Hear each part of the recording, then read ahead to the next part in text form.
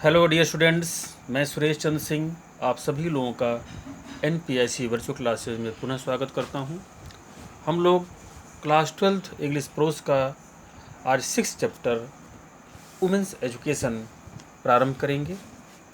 Women's education के author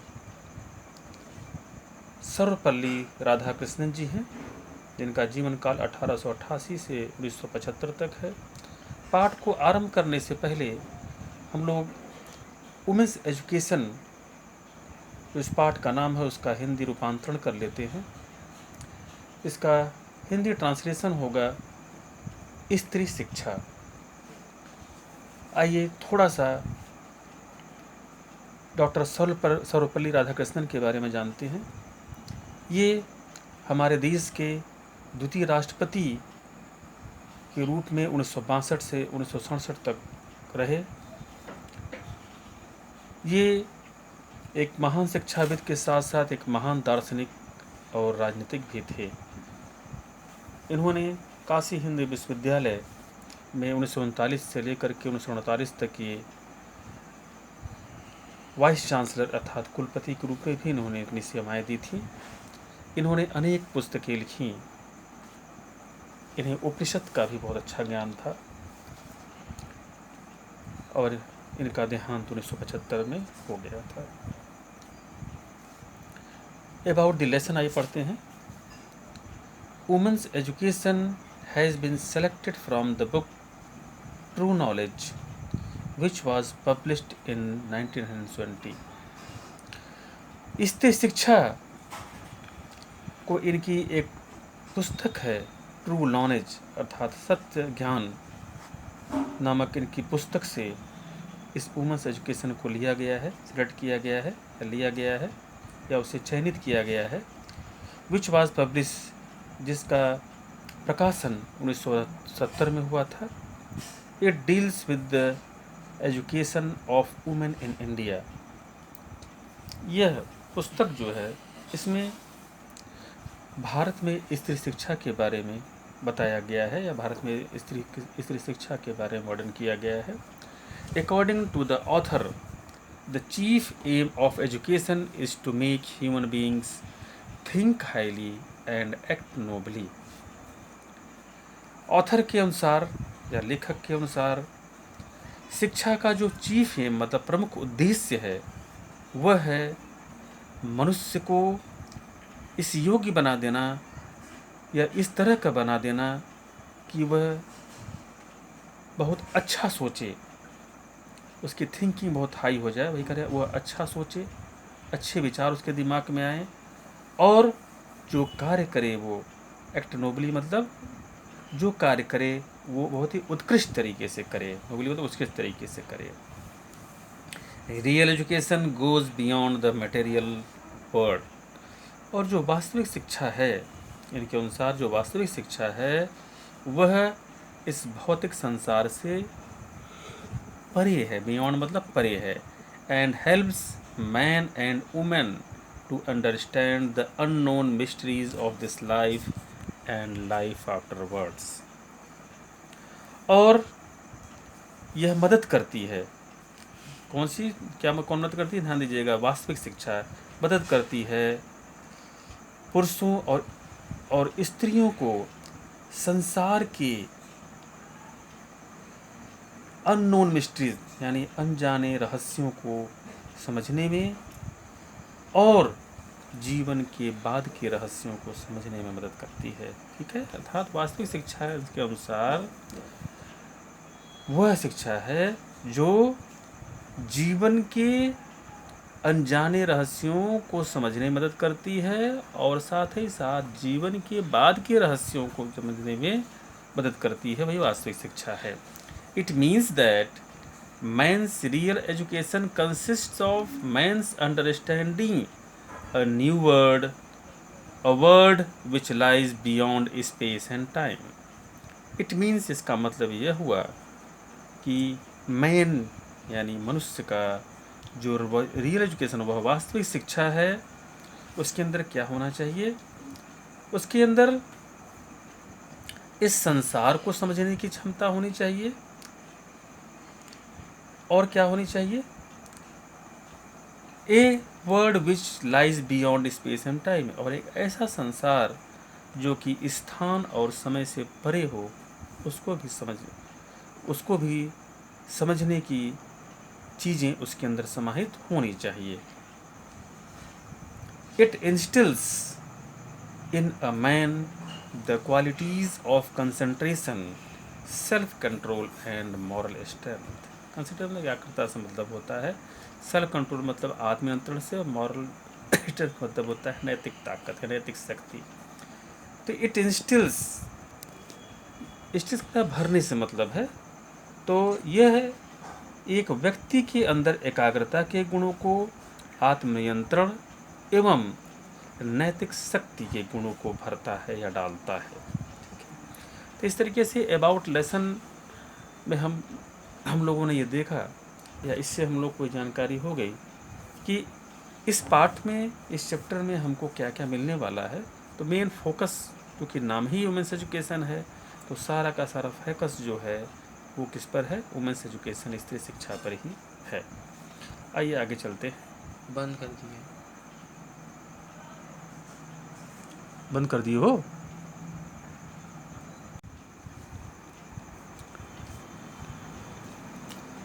You are living in an age when there are great opportunities for women in social work, public life and administration.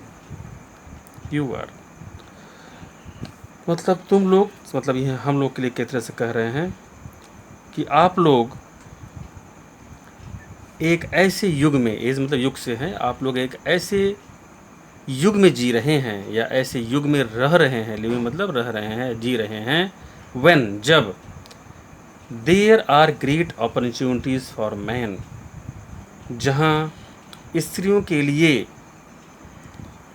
बहुत सारे अवसर उपलब्ध हैं। किस क्षेत्र में उपलब्ध हैं?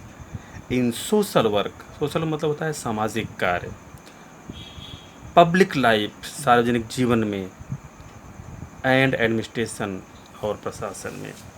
तो आइए से एक बार फिर से देख लेते हैं। कह रहे हैं कि हम एक ऐसे युग में रह रहे हैं जब स्त्रियों को सामाजिक कार्य, सार्वजनिक जीवन और प्रशासन में अनेकों महान अवसर उपलब्ध हैं। Society requires women of disciplined minds and restrained manners. Disciplined mind का मतलब होता है अनुशासित मस्तिष्क मतलब होता है, और रेस्ट्रेन्ड मैनर्स का मतलब होता है, रेस्ट्रेन्ड मतलब होता है नियंत्रित, मैनर्स मतलब गुण से मतलब होता है, व्यवहार से मतलब होता है। तो लेखक महोदय यहाँ पर ये कह रहे हैं कि सोसाइटी मतलब जो समाज है, वह ऐसी स्त्री की मांग करता है, या समाज को ऐसी स्त्री की आवश्यकता है जो अनुशासित मस्तिष्क वाली हो और नियंत्रित व्यवहार वाली हो। Whatever line of work you undertake, you should bring to it an honest, disciplined mind. Whatever line of work you undertake, इसका मतलब है whatever मतलब जो भी, लाइन ऑफ वर्क का मतलब है काम से मतलब है, यू अंडरटेक का मतलब, अंडरटेक का मतलब होता है अपनाएं, यू मतलब आप अपनाएं। तो कह रहे हैं कि जो भी काम आप अपनाएं, अर्थात तमाम जो समाज में काम हैं, उन समाज में से जो भी काम आप चुन लेते हैं, ठीक है, उसे अपना करने का बिगड़ा उठा लिया आपने है, you should bring it an honest discipline mind.